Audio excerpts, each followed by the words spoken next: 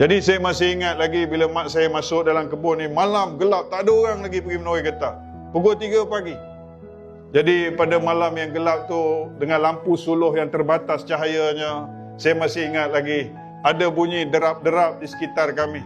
Bunyi benda yang sedang bergerak di sekitar kami.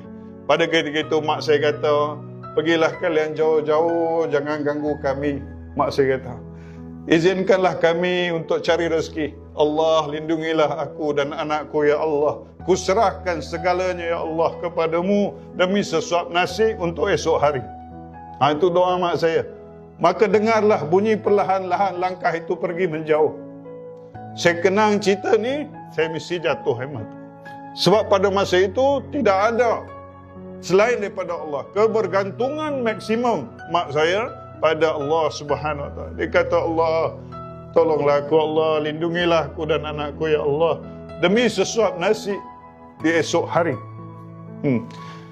Saya rasa sedih dan saya dengar benda tu pergi jauh. Kadang-kadang ada akar-akar pokok itu, akar-akar getah itu kadang-kadang luka dan keluar getahnya. Seperti ada sesuatu yang berat dan besar baru saja lalu daripada situ. Alhamdulillah, Allah lindungi saya. Jadi sebab itu anak-anak saya cerita ni pada kalian. Kenapa saya nak kalian sayangi ibu dan ayah kita. Jangan lawan mereka. Jangan tinggi suara dengan mereka.